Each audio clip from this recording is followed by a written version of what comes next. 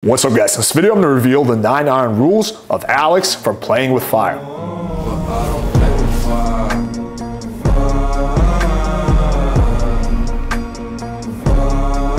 Alright, so a little while back I did a video analyzing Rollo Tomasi's 9 iron rules, and some of the guys were saying, well Alex, what are your rules? What is the stuff that you recommend for guys to do? So I thought about that quite a bit, and today I'm going to present you my 9 big iron rules for life. This is the stuff I wish I could tell a younger version of myself. Let's start off with the first one.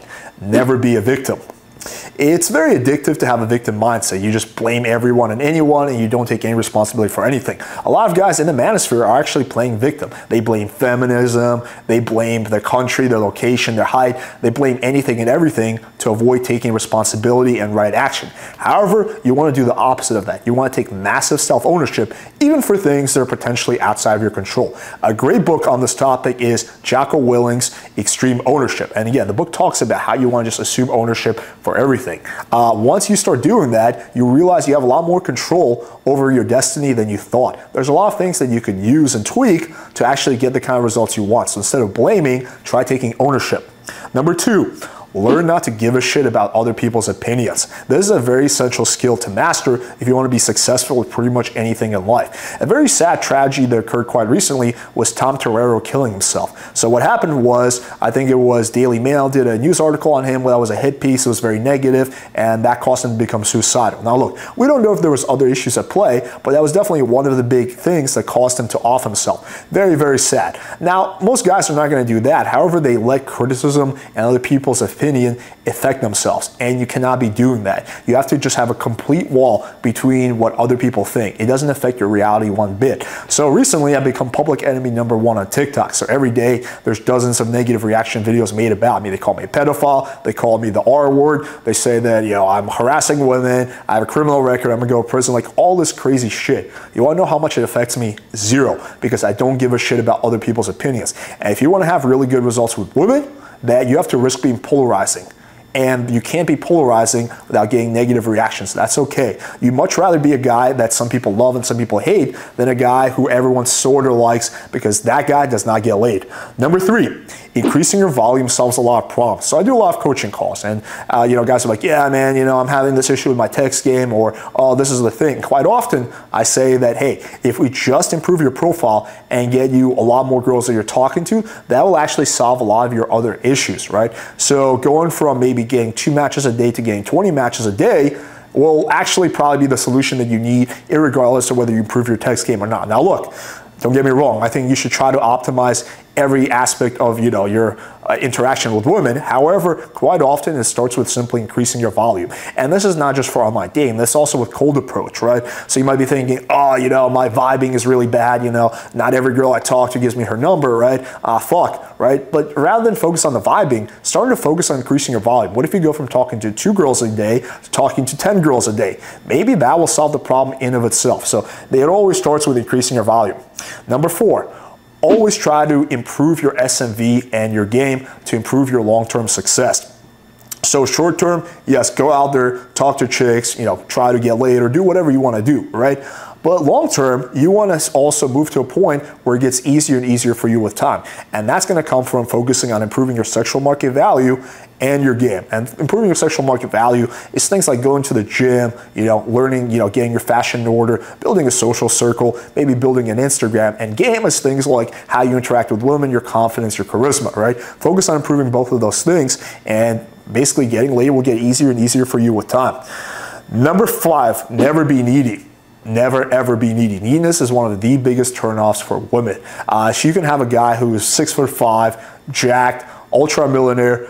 As soon as he starts getting needy, he's going to be less attractive than a guy who's basically a midget, right? It's not attractive to women at all once guys get needy. So you never ever want to be the needy guy. You want to be the guy that's cool, that doesn't give a shit, right? He's not affected. So if the girl doesn't text him back for a few hours, he's not flipping out and blowing up her phone. He just doesn't care because he has so many other options in his life. And I think neediness quite often comes from scarcity, right? You're just like in a place of lack.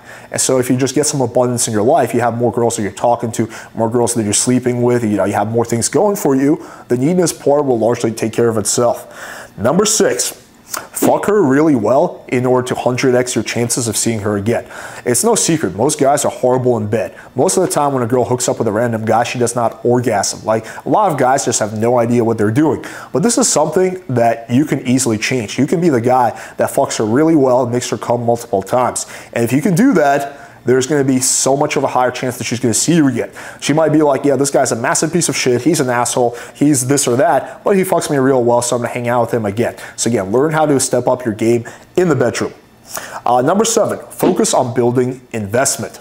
Investment is the solution to hypergamy, and sex is the ultimate form of investment. But there's also other types. There's emotional investment. So Rollo talks about hypergamy, and I agree, it's a real thing. I do think he overblows it. The solution to hypergamy is investment. So I know I'm not the best option in Miami. There's guys better looking than me, there's guys taller than me, there's guys who are more jacked than me, guys who are funnier than me, guys who have bigger dicks, guys who have, more money, right? But the reason I know my girl is not going to leave me for them is because she's very invested in our relationship, right? And that is the solution to hypergamy. And on a different scale, like if you're talking to, let's just say, a girl on the internet off dating app, she's talking to a whole bunch of guys. But if you build some investment before asking for the date, like you get her sending you, a lot of, long essays, maybe some voice memos, maybe even you do a phone call with her, and she's invested in interaction, you're going to stand out from all the other guys who are trying to get her out. So that's one of the biggest things when it comes to game and just having a relationship, investment. Number 8. Never rush into commitment. It blows my mind how many guys are just jump into commitment, right? They meet a girl and they're like, okay, and they start dating her within 2 weeks. That is literally insanity to me. You never want to jump into commitment. You want to take your time and go slow, because you can always get into a commitment later. You can always get married later, but you can't, do the reverse. You can't jump into commitment and then go back to doing things more casual. So you can always go up, but you cannot go down. So thus it makes sense to start low. And number 9, this is probably one of the most important things. If you get nothing from this video, it should be this: don't be a pussy. Women like a guy who's confident, who knows what he wants, he's not afraid to go for it. Now, we're not talking about a guy who's pushy or, an asshole. No, we're just talking about a guy who is determined. He knows what he wants and he's not afraid to go for it. He doesn't have any fear when it comes to, accomplishing his goals. And if that goal is to sleep with a woman, he's not going to be pussyfooting around. He's not going to be worried about losing her. He knows he wants to fuck her. He's not afraid to show it. And that's extremely attractive to women. Women do not respect a guy who's a pussy, who just kind of fibbles and is just like, he doesn't go for it. And the girl can tell when you're interested in her. She knows you want to fuck her, but if you want to fuck her and you're not going for it, she's going to lose respect for you. And the old saying is, you hesitate, you masturbate. And that is very much true. All right, hope you guys found this video valuable. And the most important iron rule that I forgot to mention is that after you watch a Playing with Fire video, you smash the like button, hit subscribe, and click the bell for notification. And you also share this content with a friend or two. It really helps us grow the channel, and it's highly appreciated. Thank you guys for watching, and until next time.